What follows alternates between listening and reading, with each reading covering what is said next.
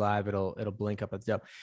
Okay, we are here, Body Design University Personal Trainer Talk with Mr. Doug Blake and Corey Ritter.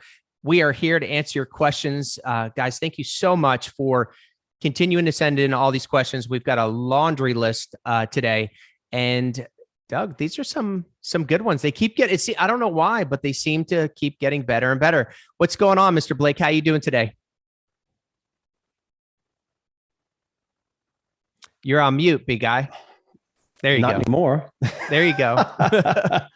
What's going on, man? I am doing great. How about yourself? What's happening? You know, we're just literally a week away from moving into our new facilities, and we're excited about that. The whole team is kind of pumped up to see the new space and how we've got it all set up. So excited. And we're like a week and a half away from our next live personal trainer course here in Atlanta. So yeah, just ready to rock and roll. How you doing? Awesome.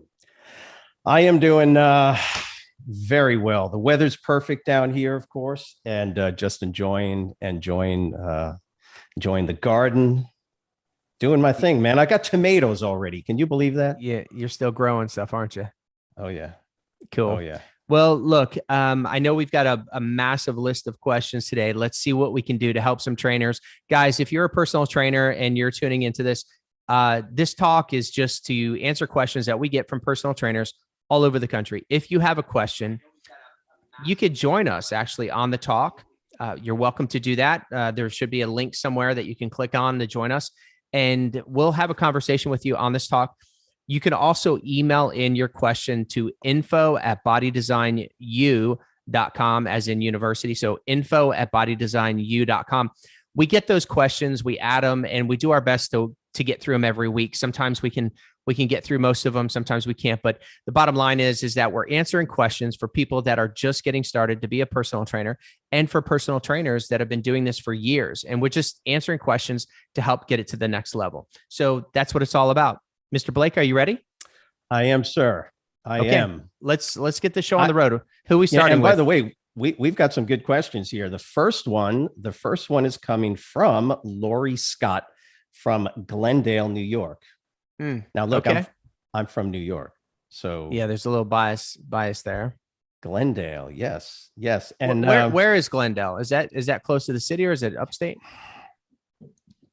You know what? That's a great question, and I wish I knew or remembered the answer to that. First, you make the statement you're from New York, and then you're like, I don't even know where this place is. I know. Okay, cool. I know. I've heard. What is she asking? What's the deal? She's asking, how should I set up my business?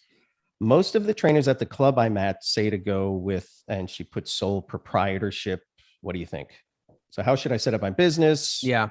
She's got trainers at whatever club she's at. They're saying go with a sole proprietorship. So what do you think? Yeah. That is a great question. And here's the thing is that for personal trainers that aspire to have their own facility, and that's the goal, I coach trainers to start with an LLC. And here's why. A sole proprietorship is a good format to run your business if you never really plan to have a studio, because you're doing your own thing. But most personal trainers out there, they do have a goal of developing a team and having a studio or opening up a gym one day. And I know sometimes when you're just getting started, it seems a little far-fetched or, whatever. But the reality is that at the time that you want to make a change, or transition to your facility, you're not really changing anything. You're not having to change anything. And there are so many regulatory things in each state. It's a little bit different, but let me give you an example. If I start off as a sole proprietor in a gym and it's just me, I'm paying rent, or, I've got a contract with that gym to provide services and they're going to pay me per session as a sole proprietor. Right. But let's just say then I build up this good book of business, and then I find a little retail space that I want to move and move my client base into and have my own little facility. You will spend a lot of time and effort getting everything converted, because then you don't want to operate as a sole proprietorship. Matter of fact, it's likely that the retail center won't even give you a lease as a sole proprietor. They want to sign a lease with a corporation, an LLC or S corp or C, something like that. So the LLC, there's a lot of benefits to it. One of them being that when you do go to your own space, it does provide a layer between you and any possible liability, no matter what that liability is. Let's just say somebody slips, falls, gets hurt, or let's just say the business goes out of business. Well, as a sole proprietorship, you're taking on some liability. So if you sign a lease, for example, with a retail space that's 1,000 square feet or 5,000 square feet, some of the landlords will require a personal guarantee, but some will not. I know when I signed a lease on my first space, I would not sign a personal guarantee. And they finally agreed to do it. I had to increase the amount of deposit, but that location has always been an LLC. And here we are 18 years later, and I still have the same LLC under that lease. But if something went south throughout the time there, it would take down my LLC, which, by the way, if it's going south, it'd be closing anyhow. But what if I had 3 years left on a lease that I personally guaranteed or had a sole proprietorship, and I was personally accountable? Well, that's not good. So there's a lot of benefits to it. Sometimes, we have to begin with the end in mind, because when you make that transition, if you start off as an LLC, and there's nothing, by the way, it's no more complex. It really is not, setting up an LLC versus a sole proprietorship. And when you do make the transition, if you start off as an LLC and you make the transition, it's simple. Like whatever vendors you're currently using, they're already using your LLC. They're already using your current tax ID number. So it just makes sense. What I find to be the most effective, I would say, you should speak with your accountant, corporate attorneys. But in all the time that I've been doing this, the LLC seems the most straightforward and provides a good amount of protection. And I will just, little caveat, I will add to that, just because you set up an LLC, if you don't follow the laws in running your LLC, you could pierce what they call the veil, where basically you're exposed. Let me give you one example, is that if for whatever reason you don't have proper filings every year, if for whatever reason you commingle your finances, if for whatever reason you brand just under your name, you can pierce the corporate veil. If you don't have certain logs, you don't have your tax return, things like this. If something goes south, they just go after you personally, because they argue in court that, look, this was never really a properly functioning LLC. This was not an LLC. They did not do this. They did not do this. They were supposed to do this. They didn't do this. So as long as you run it properly, it provides a little bit of protection. So that's my recommendation. Start as an LLC. And then if you do decide to grow. Now, if you desire never to have a location, if you desire never to have any employees or hire anyone, and you just want to stay by yourself indefinitely, and you're not concerned about the liability because you're going to have the liability insurance, then a sole proprietorship is a good fit. But for most, there's a game plan to have a studio. So, and it sounds like obviously the other trainers, wherever the club is, perhaps they've got sole proprietorships themselves and they're not interested, right? Is that what you would assume? Well, I mean, I see the question here is like, most of the trainers at the gym say go with a sole proprietorship. Well, a sole proprietorship, there's really not much to it. Your operating identification number is your social security number. So is there a couple extra steps with the LLC, because you got to file for your EIN. So when you're doing and operating, you're operating under your business tax ID number. Right. So it's just simpler to do. You got to do a fictitious name or anything like that, or no? I think you do, no matter what, whether you're a sole proprietorship, depending on the state. all these states have different rules and regulations for that. But I'll tell you, give you a perfect example. This was just last year. I secured the domain bodydesign.com after 21 years. I literally have always wanted bodydesign.com, and somebody else owned it. Well, we finally secured it. And I went back to the state of Georgia where we're incorporated. And I asked them I wanted to modify. We got a little guest appearance. Bella, dude, bring Bella into the, hey, Bella. Look, guys, for those of you that don't know, our guest here, Bella, is the sweetest little dog you'll ever meet.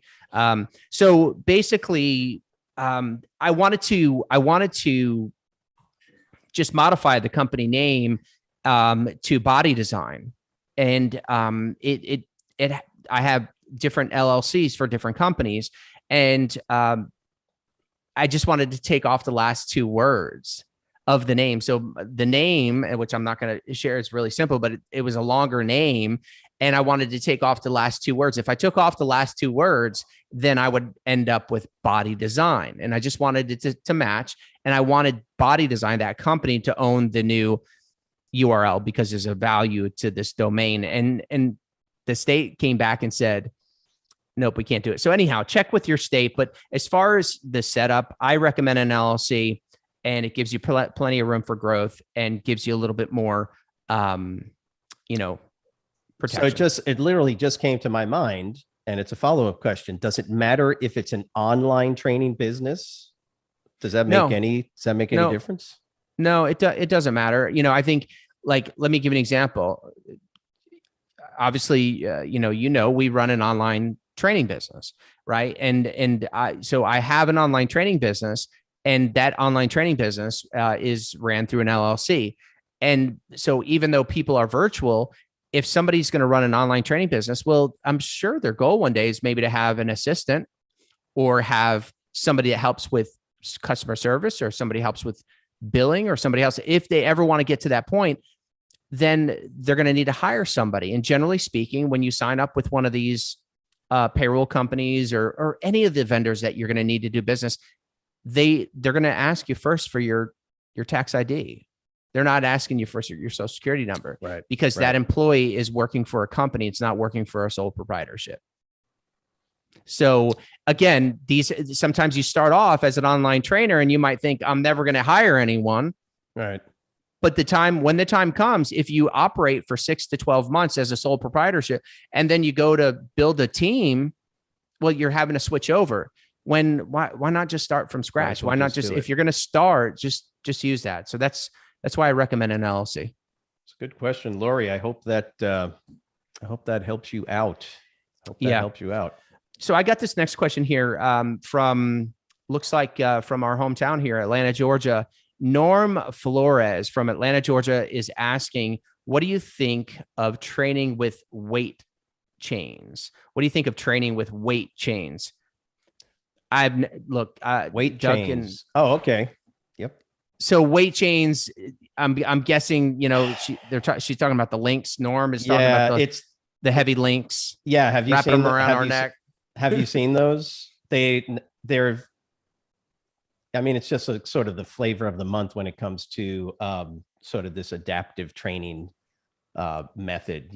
Literally, how you got like heavy, the heavy chains, they drape them over, like if you're doing bench press, for instance, you would drape these weights over the bar at the end of the bar itself, like the Olympic bar.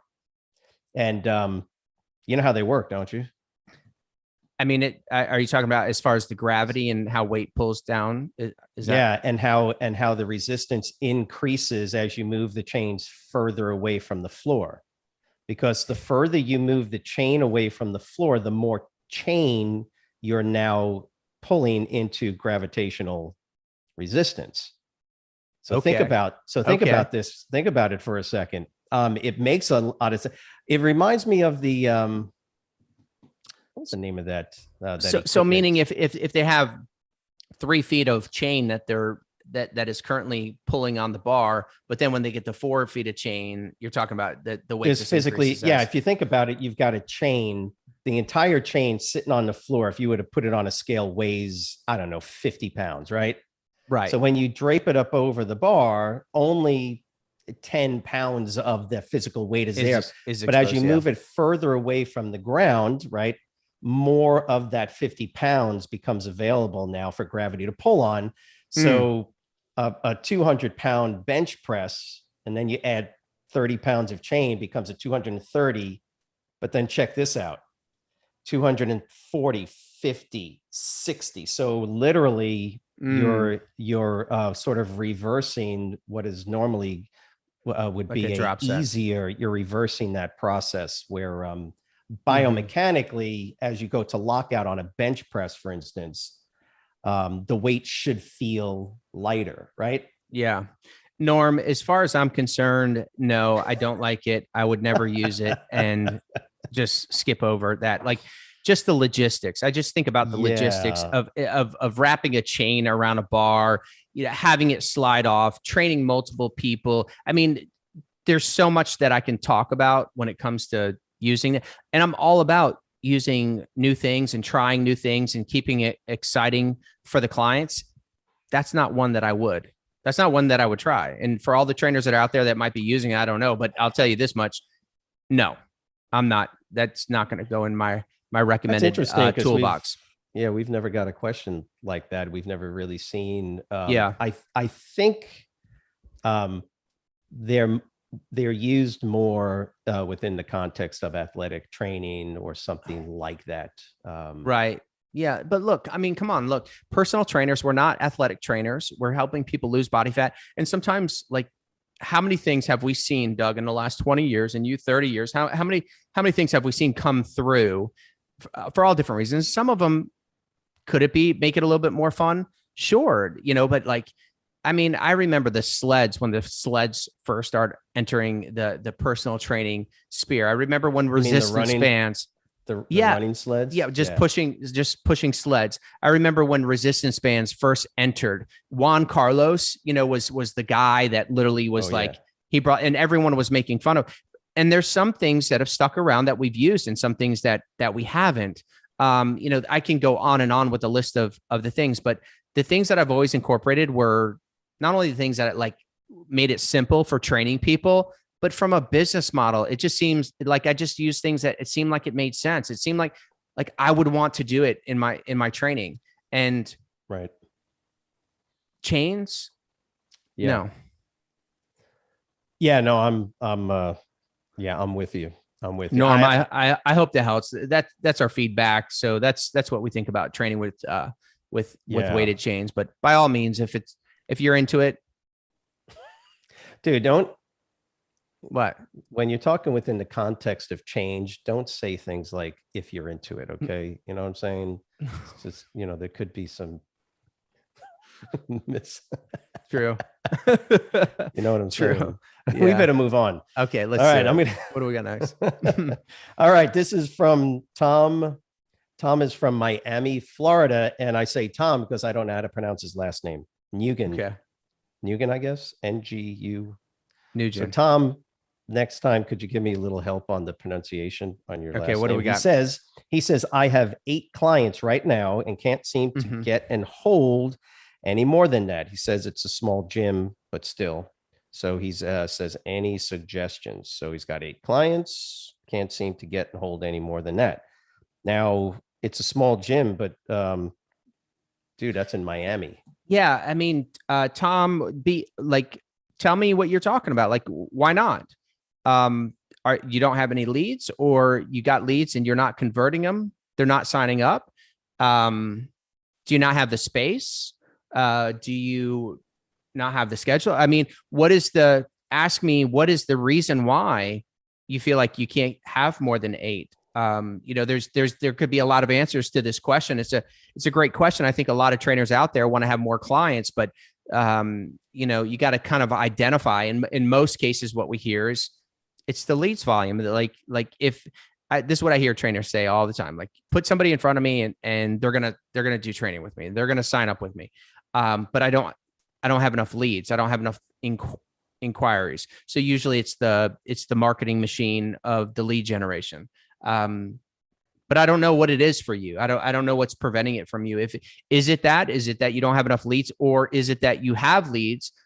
You're sitting down and you're booking consultations, you're meeting with them about your services, and they're not signing up. They're not getting started. That's a whole different answer to what we would do. So thanks for the question. I would ask that you comment below if you're listening right now. Just comment below. Be more specific. We'll jump on and follow up next week or the next opportunity we get to dive into that. And always you could join us and join the conversation. We could do it, but without knowing exactly why you feel like that's the case, I wouldn't know. Yeah, that's a kind of odd. Again, he's in Miami, and I guess because he's saying it's a small gym. I don't know, but yeah. Tom, we need to know some more information. Look, if it's a small gym, let's just say, for example, if you only have 8 clients because the space is too small, the answer to that question. It's funny. A lot of times when we talk this through, we just think about it as like, okay, well, what do you have to do? Well, I'm sorry, like, got to find a bigger space, like go somewhere else, bring your clients with you. And look, let me give you an example. Sometimes these things are so painful, especially because the majority of the population are like D-type personalities where they like stability and the consistency and mess with that consistent program. And it gets a little uncomfortable. With that being said, you have to understand when you're running a business, and if you have 8 clients, if your cap is 8 clients, you cannot stay there. If you want 15 or 20 and you have the time, availability, and desire to train 15 or 20, if for whatever reason this is about the space, the small gym, well, I'm sorry. Like, even if you move to a different facility, if you lose 4 of your clients, say, for example, and only 4 of them come with you, but now you have the ability to train 15 people, it's painful at first, but after you get through that, it's going to be that much more beneficial. So we'll assume for a second that that's the reason why, and that would be my recommendation on how to fix that. Clearly, if there's no other opportunity in the space that you're at. Cool. That's a good one. Good question. Tom, all right, thanks for that. I am. You ready for the next question from Carol? Carol is from she's just west of me in Tampa. Okay. Tampa, Florida. Carol Green. Personal training is sort of a second career for me, and I don't want full-time work. Should I get a job at a gym or try to get my own clients at the club I train at? That's it. That's another great question. And here's what I'll say is like, this is hard for all the trainers out there that are listening right now and that are in the same spot. And just to make sure I understand, it's like, she's saying she doesn't want full-time. This is a second career. So it's almost like a retirement type scenario, maybe as a second career. And should I get a job at a gym or get training my own clients?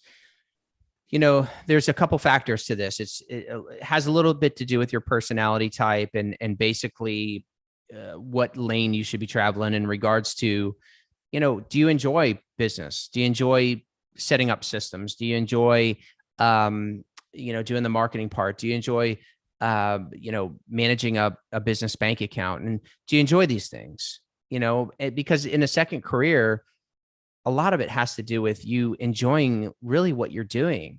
And some people think like starting a business that's just their great move. But when you look at, okay, take time out and look at what does it mean to start a business? What are those things that you have to do? That's what you're having to say if you want to do that, if you want to start your own business or get a job somewhere. If you don't want to do these things, like manage a business account, if you don't want to have a merchant account, if you don't want to file your tax returns as a business, and if you don't want to do all these things, that you don't want to like create a website, create a landing page, set up an ads account. If you don't want to do those things, then get a job. Sure. Find the highest paying opportunity that you can as a personal trainer and take that for sure.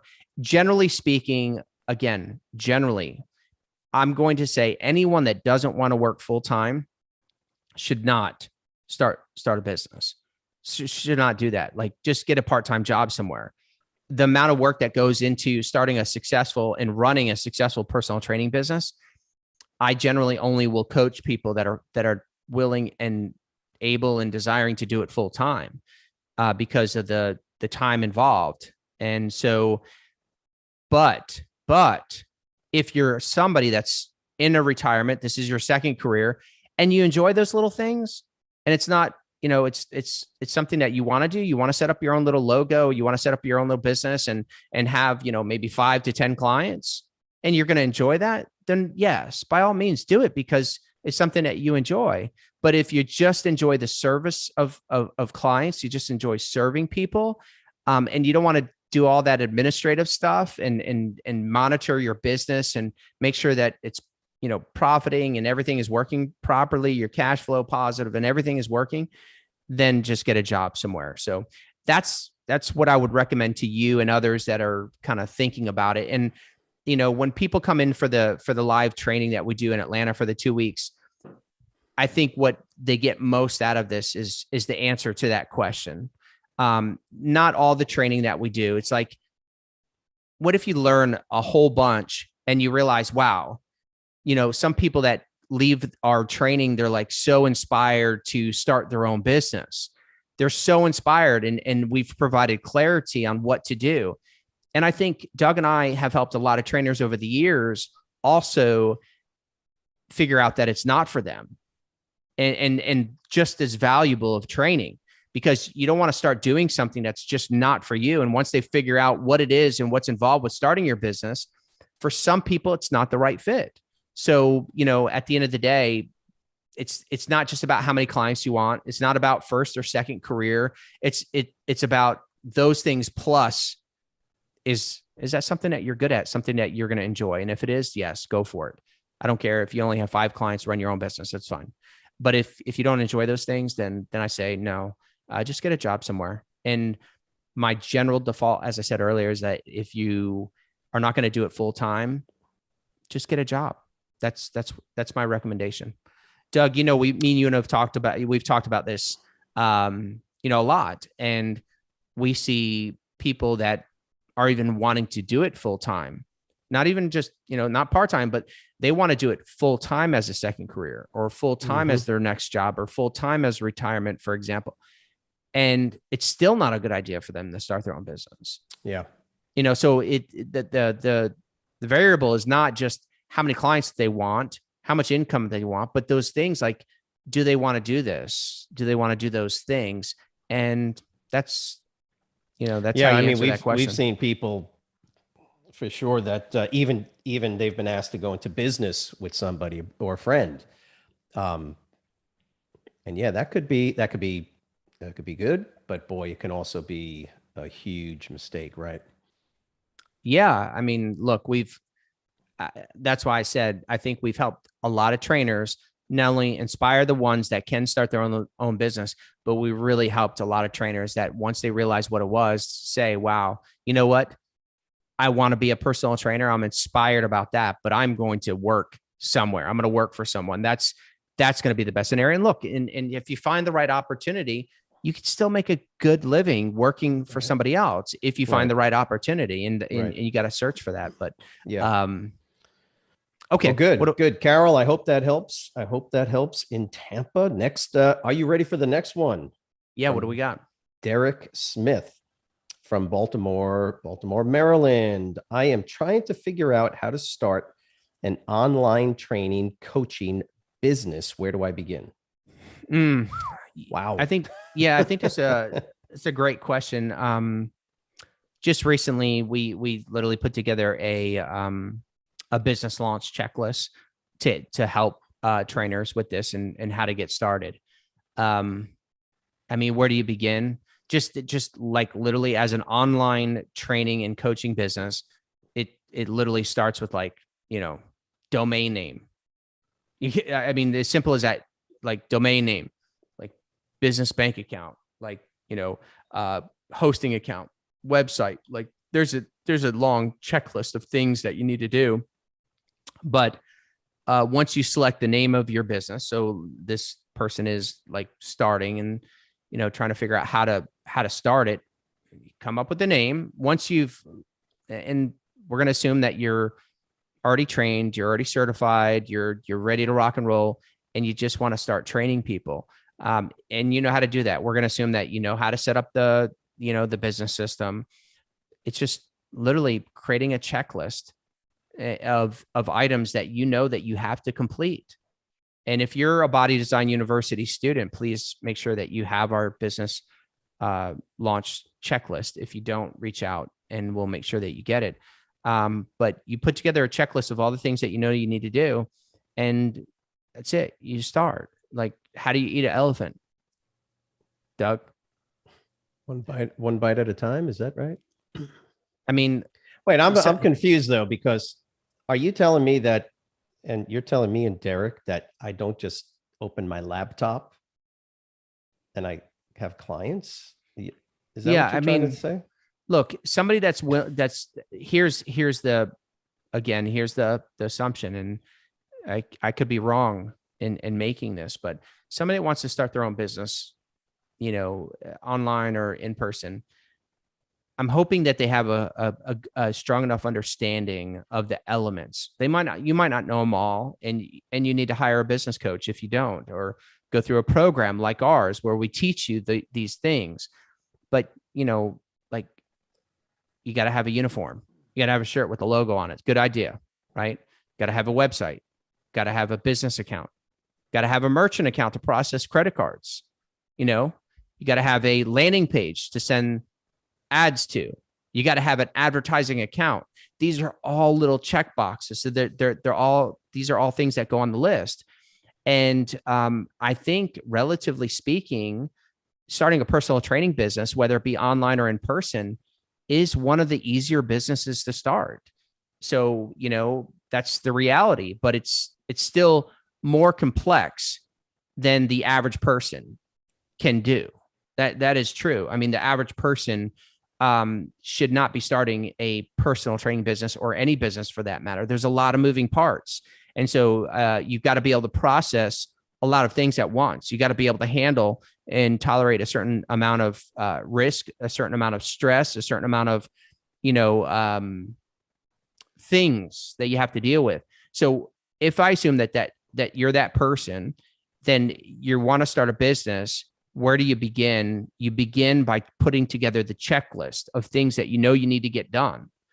And you list it out. These are all the things I know that I'm going to need. And then you just start knocking them out one at a time. I generally say, for the trainers out there, I've seen some trainers, I think, literally have the elements, maybe not all of them, but most of the elements put together within a couple of weeks to start an online training business. And I've seen others take, more than 30 days. But the bottom line is that's how you start. And if you're not sure, like, what items to go on the checklist, well, then you need to hire a business coach, or you need to go through a course like ours at Body Design University, or another one that's going to provide you the checklist and teach you and explain to you the things that you need to get started. But that's basically how you get started. You just literally, and I think for most people, the reality is that it's too much. Like, I don't know. I was just looking at the list. Okay. How cool is this? So this is the level of organization I have here. Okay. What does that say? Business launch task. And I'm going to back out. Okay. So this is a checklist. It literally, I wanted to make it easier for the students to get through the process of launching. This took me more than a full day just to do this properly, because not only did I list out the things that you need to start your business, I listed out the vendor that we recommend to do business with, that we have trainers all over the country now using these vendors. But the bottom line is that I put it in chronological order too, because some things you shouldn't do before you do other things. Some things need you to do this first and then that. So, but what did I do? I mean, I've done this I don't even know how many times now, because I do own multiple businesses that have been active for many years. And at first I just had a little checklist, and I just put together a checklist of things that I know that I need to get done. But to the average person, this might stress them out. They might just look at this and be like, holy cow. And then they have what they call paralysis analysis, where they can't do anything because they're just paralyzed by the amount of stuff that's on here. But so what do I do? Like we said, are you ready? Let me show you how this works. Okay. So here's the list, and it's pretty big right now, right? It's pretty big. But what if it was that for this week? Could you do that? Right? Could you do that for this week? What about that for next week? And then you work. And so the way that you get it done is you hit the ground running. And what we find is those that have a high level of ambition and drive and desire, which is what it's going to take to run that business.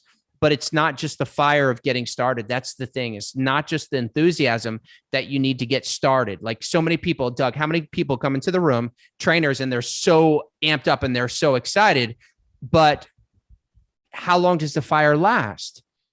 And do they have the tenacity to keep going day after day after day? And they say business is kind of like marriage, where it's like you just never give up. That's how you're successful.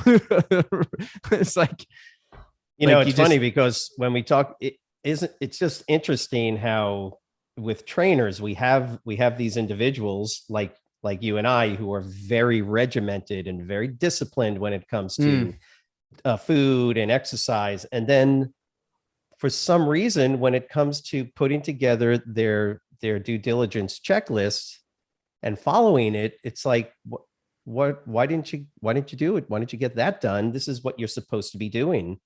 And I think it's just familiarity, right? I'm very familiar with how to work out. I'm very familiar with nutrition. So, and I've been doing it for decades. But man, all of a sudden you give me that list.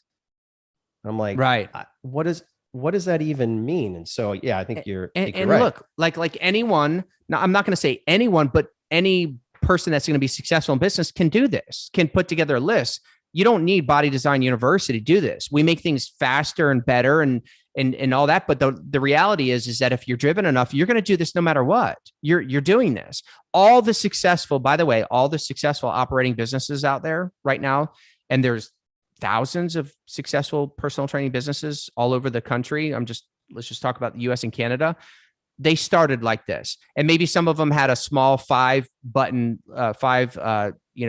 number list, and then they added and did a few more things. Then they did a few more things. They did a few more things, and they got to where they are today. But that's how it gets done.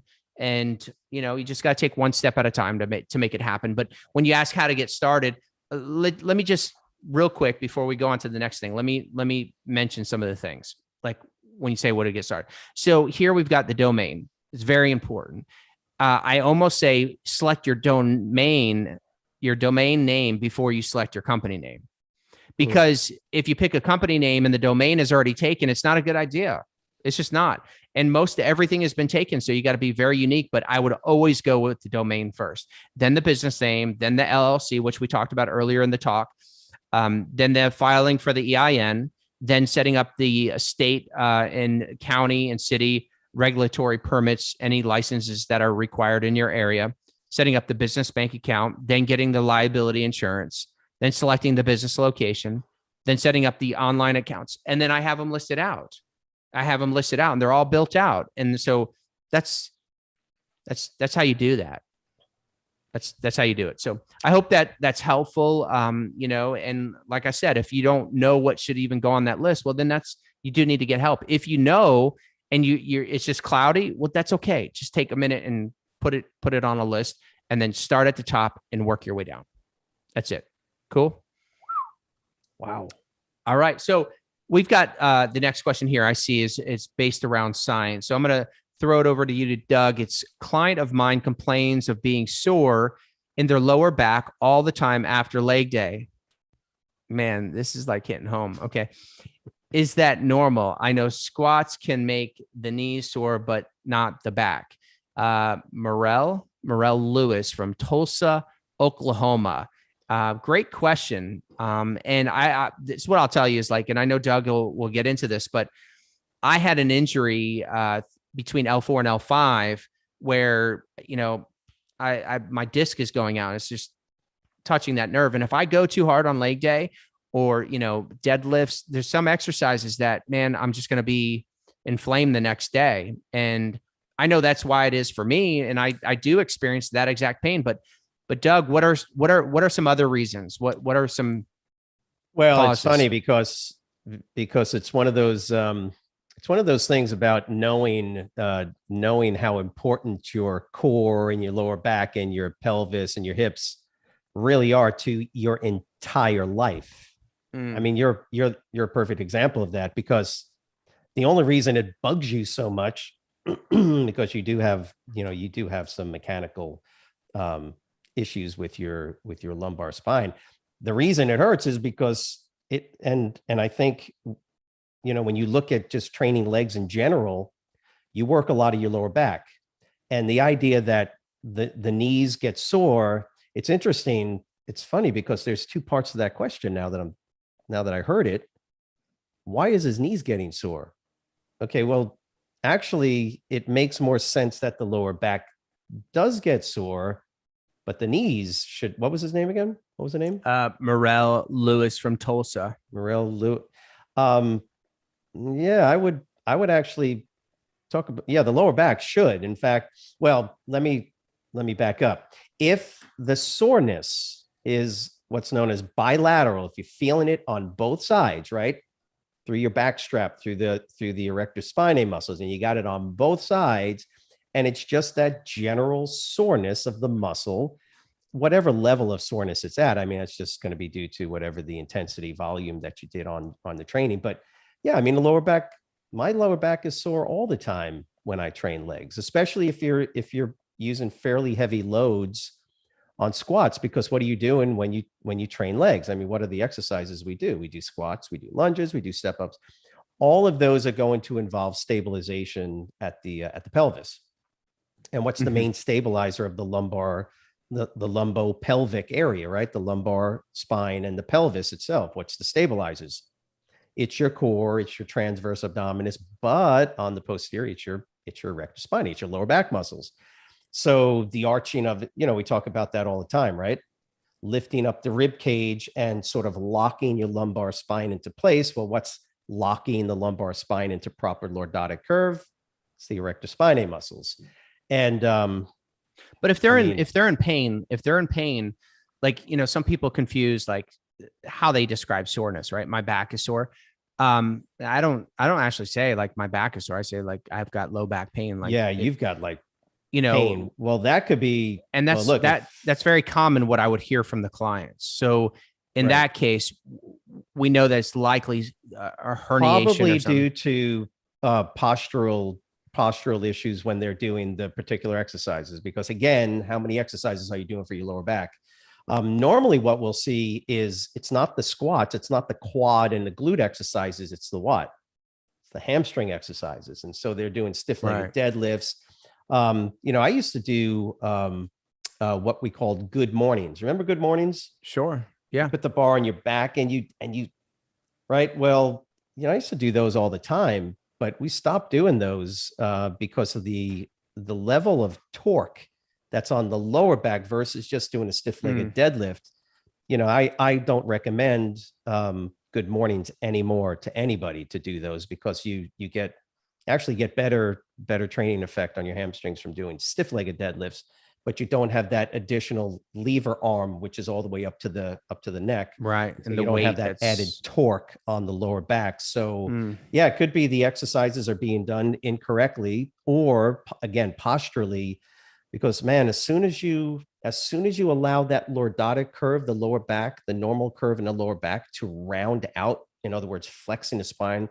That could actually hurt the lower back. Remember, you got two sort of main sets of muscle groups. You've got these superficial muscles, and then you got what's called intrinsic muscles of the spine. So the spinalis muscles, for instance, the multifidus muscles, those are all those little intrinsic, and those are the ones that hold the, like a vertebrae and a vertebrae.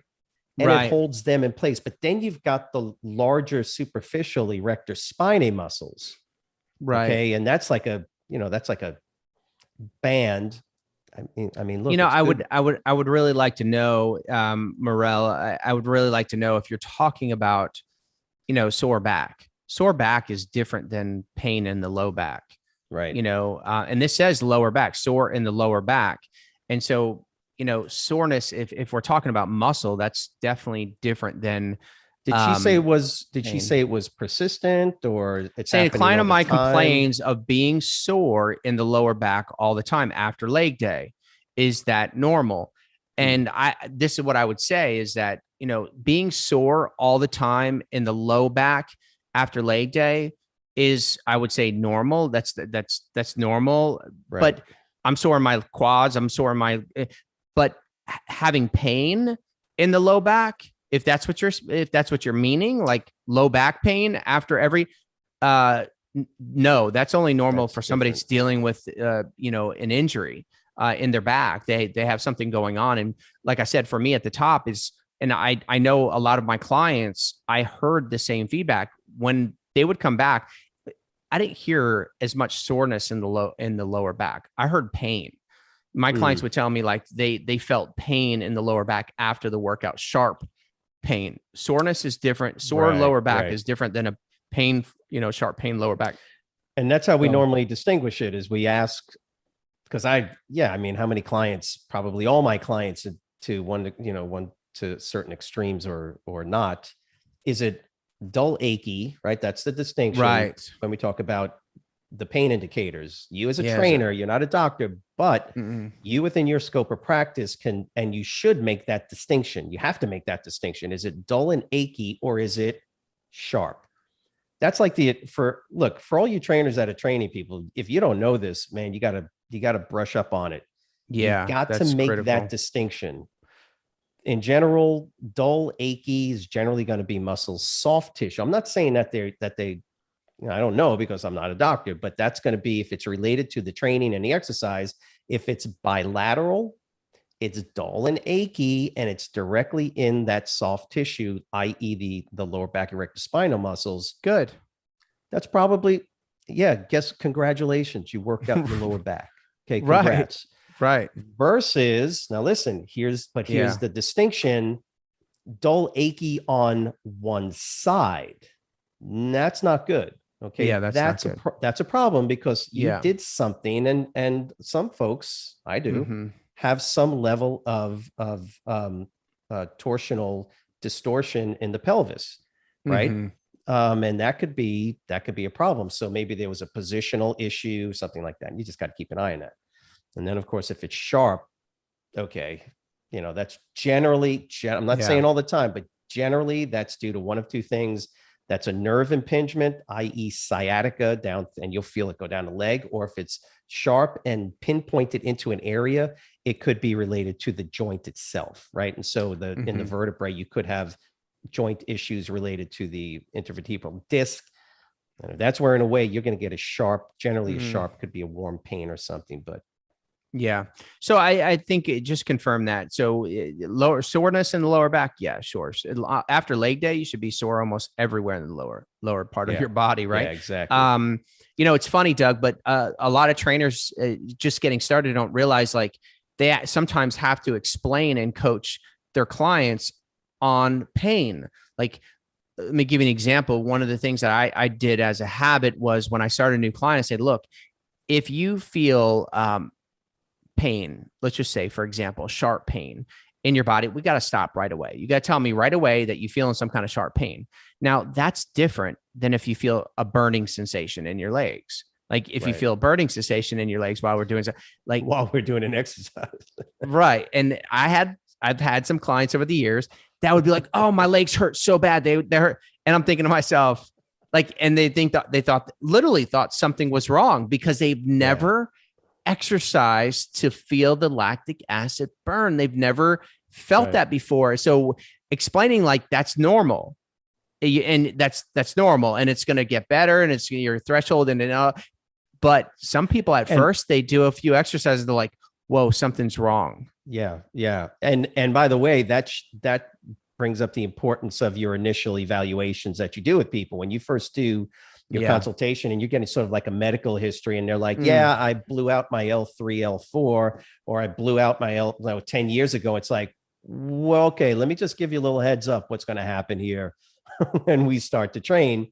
And now you got to be really careful when we are doing lunges. Okay. So where there's some torsional motion going on. And these, now as a trainer, I'm sitting there going, okay, I gotta watch Yeah. Corey. I've got 4 of the people, but my eyes on him, because Right. I already know it's almost a guarantee.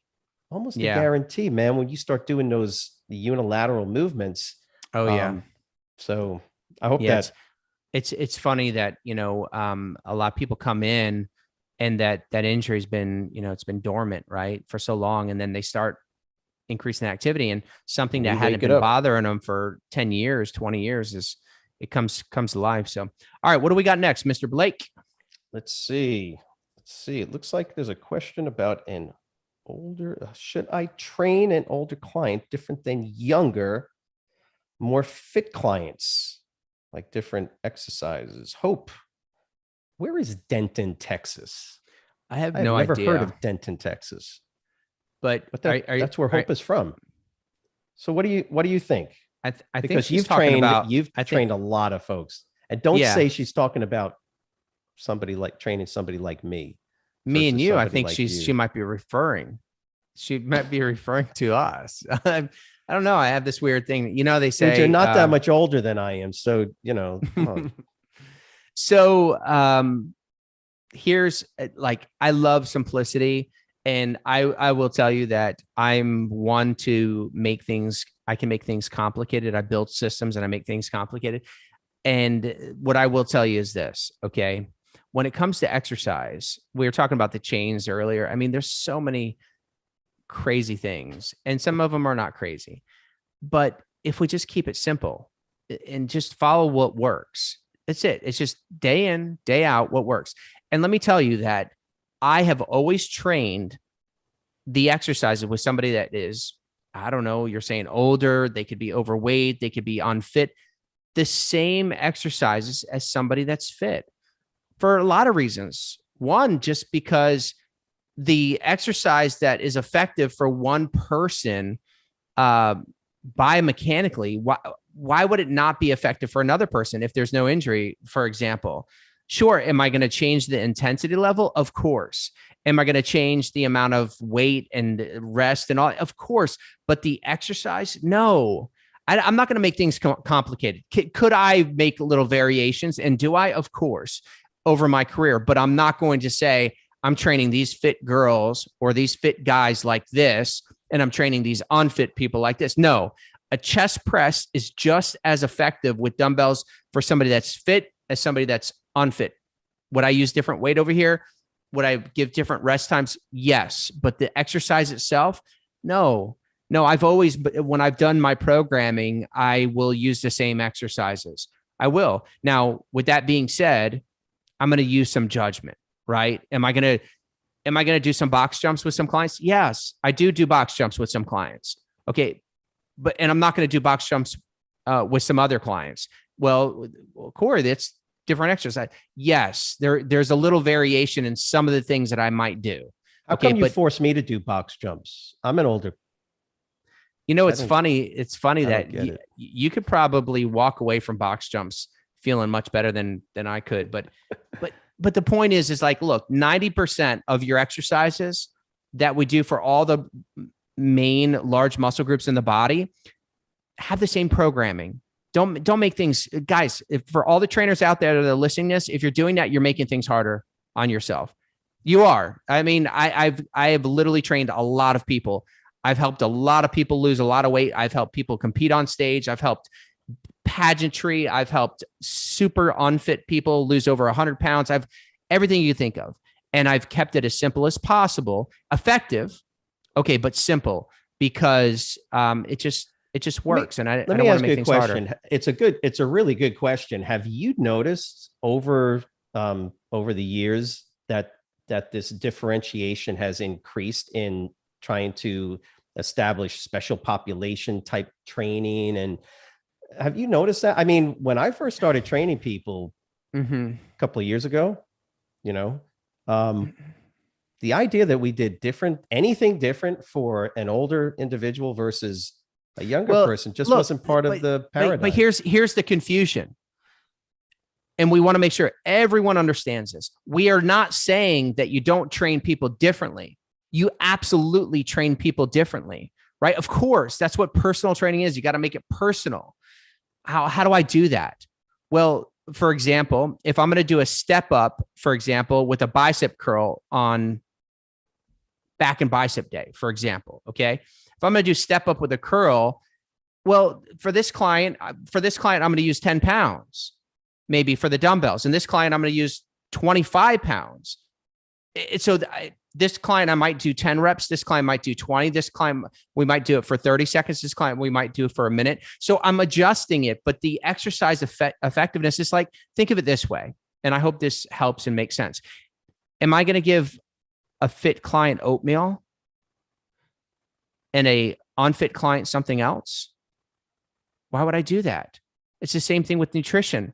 No, I'm going to give them different amounts of oatmeal, but they're both eating oatmeal.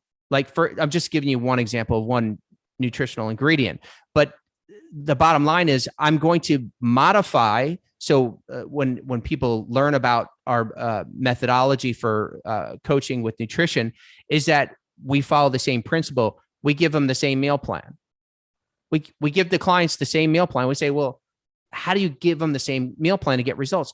They get different quantities, but broccoli for one person or lean beef or, blueberries, it's just as good for one person as it is for another. We just have different amounts. So, one client might be taking in, 125 grams of protein a day. Another client might need to take in 180 plus. So we make those variations, but same thing with the exercise. Certain exercises that are effective, they're effective for most people that are apparently healthy without injury. They're going to be effective for all people. Well, same thing with the food. So remember, I told you about that one client that was the extreme. Remember, I told you about she came in and we tried to get her on the exercise bike with the computer, and she literally couldn't even engage the flywheel to engage the computer. That's how out of shape she was. And she was in her mid to late 70s. And I love to tell that story because it's the classic example of, no, exercises are exercises, biomechanics are biomechanics. And the interesting thing is that, of course, after a year of training her, she was crushing it for an hour on the bike. It wasn't the bike itself, it was the condition she was in. And we simply progressively moved her through the training program. And so, no, biomechanically, yes, joints do degrade from a young to an older person. Muscles, funny enough, is there some structural protein degradation as we get older? Of course, but the actual sarcomere and myofibrillar components of muscles don't technically age in that same way that we see skin aging, and so we don't want to confuse an aging individual and compare it to a younger individual when it comes to the ability to actually do movements. And look, if you can get in your car and get out of your car, whether you're 20 or you're 80, guess what? You can do squats. Right. I mean, There's going to be maybe some minor. Can you lift up a glass of water, whether you're 20 or you're 80? Well, then guess what? You can do dumbbell curls. I don't care. Right. Yeah. So yeah. It brings up a good point. It's like, I see somebody fit hitting the battle ropes. Well, I do that with my senior clients. I do that with my unfit clients. I had a client come in and she literally could not even get through the fitness profile. Like the very first session we do fitness testing, she threw up during the fitness testing, which was about 5 minutes long. She threw up. Wow. She ended up losing 100 pounds. Okay. This Amazing. Client ended up losing 100 pounds. How did she do it? Well, she progressed through the fitness profile and we met her where she was. We did boxing. I did boxing with her. We did the weight training. We did everything. But you think, well, how are you doing boxing with a client that can't even get through a fitness profile? And well, what do you think I did? I boxed for about 10 seconds. We took a break, boxed for another 10 seconds. We took a break. So they got more. The bottom line is that meet them where they are, customize it. But look, at people's anatomy, it's the same thing with like the gender. Should I do this exercise with female and not with male? It's like, guys, come on, stop the madness. Thanks for tuning in today. We got to conclude here. That was the last question we're going to take. Doug, any words of wisdom that you can leave with? None. No, I'm just messing. Yes, train people, young, old. Do it correctly, though. That's the key. Okay, do it correctly, biomechanically correct, and have a fantastic rest of the week. We look forward to seeing you guys next Wednesday, 2:00 Eastern Standard Time. Just remember to join us. I'm going to leave you with this last thing, too, is that, look, we're here to help people get the best possible results that they can. If your clients are not getting the results that you believe that they deserve and that you want for them, if that's not happening, you need to check out Body Design University. You really need to consider it. We do training that gets results. We explain to trainers how to do that. And that's why we're doing what it is that we're doing. Like, that's why we become trainers, right? To get results. So if that's not happening, then let us help you with that. Not only the business side, but let us help you with the science side. Guys, thank you so much for tuning in today. We look forward to